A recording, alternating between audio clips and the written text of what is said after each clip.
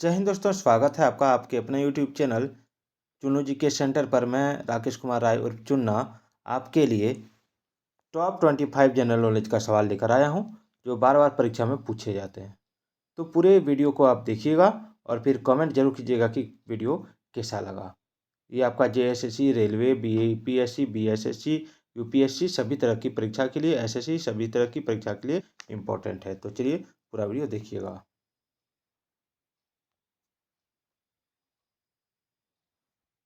Line में रहिएगा। ये रहा सवाल। चलिए,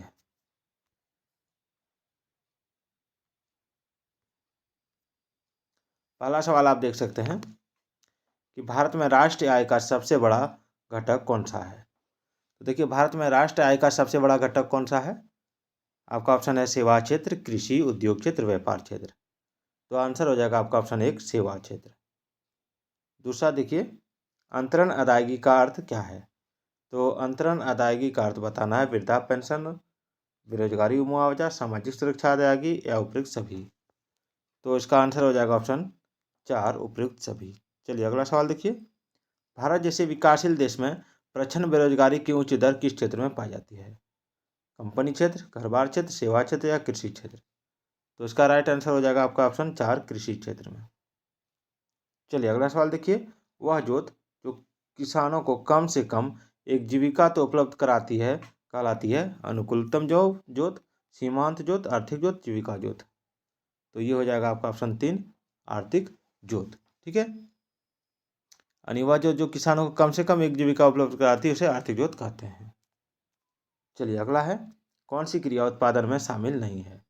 किसान द्वारा गेहूं का उत्पादन, किसी कंपनी द्वारा औषधियों का उत्पादन, किसी नर्स द्वारा अस्पताल में दी गई सेवाएं या किसी गृह सेवानी द्वारा अपने घर में की गई सेवाएं। तो देखिए, इसका राइट आंसर हो जाएगा आपका ऑप्शन चार, किसी गृह सेवानी द्वारा अपने घर में की गई सेवाएं। चलिए, निम्नलिखित में से किनको संवैधानिक स्थिति प्राप्त है। वित्त आयोग, राष्ट्रीय विकास परिषद, चुनाव आयोग या योजना आयोग। तो देखिए, इसमें राइट हो जाएगा आपका ए और सी, यानी वित्त आयोग और चुनाव आयोग का। चलिए, भारत के राष्ट्रपति के चुनाव में जीतने वाले प्रत्याशी को प्राप्त करने चाहिए। तो डाले गए मतों का अधिकांश, डाले गए मतों का 66%, डाले गए मतों का 50% या 50% से अधिक और डाले गए कुल मतों का बहुमत। तो देखिए, इसमें राइट आंसर क्या होगा। इसमें राइट आंसर हो जाएगा आपका ऑप्शन चार, 50% से अधिक और डाले गए कुल मतों का बहुमत। चलिए अगला सवाल देखते हैं, भारत के उच्चतम न्यायालय की स्थापना की गई थी। तो किसके द्वारा की गई थी। तो भारत के उच्चतम न्यायालय की स्थापना की गई थी आपका ऑप्शन ए हो जाएगा एक, संविधान सभा द्वारा। ठीक है, 1949 में नया संविधान अंगीकार किया गया, तब उच्चतम न्यायालय में केवल 8 न्यायाधीश थे, इसको याद रखिएगा।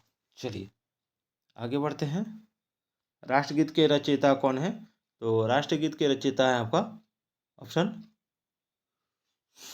टू, बंकिम चंद्र चटर्जी। भारत का राष्ट्रगीत है आपका वंदे मातरम और राष्ट्रगान है जन गण मन अधिनायक। प्लासी की लड़ाई किनके बीच लड़ी गई थी। तो देखिए, प्लासी की लड़ाई जो लड़ी गई थी वो आपका ऑप्शन तीन, ईस्ट इंडिया कंपनी और सिराजुद्दौला के बीच।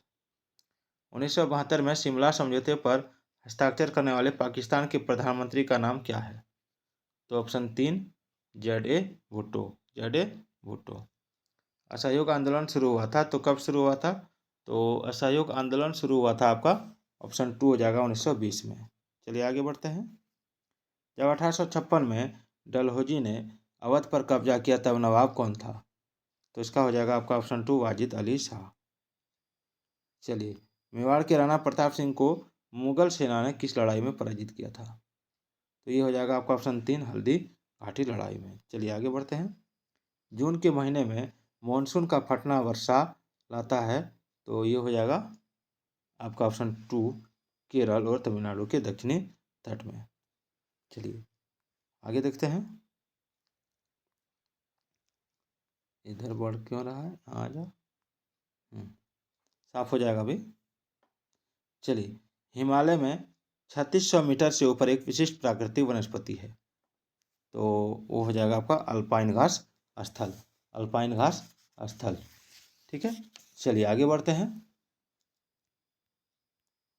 मोतीलाल नेहरू और चित्तरंजन दास निम्न में से किसके संस्थापक सदस्य हैं?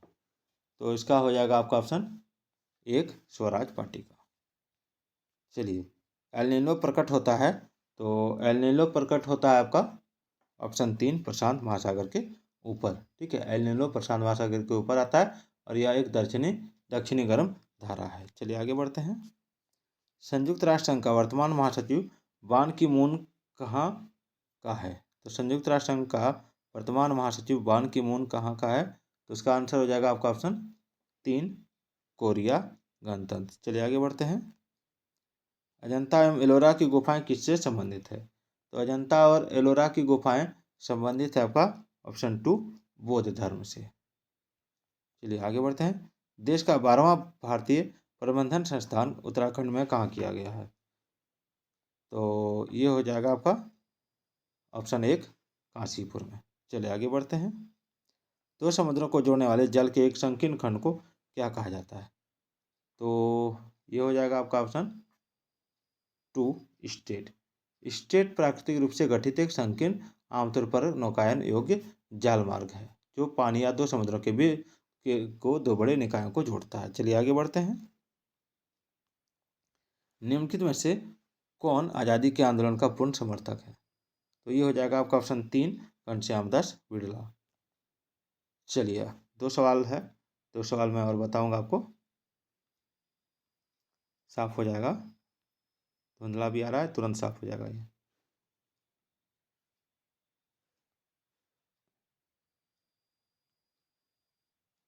साफ हो जाए, हाँ।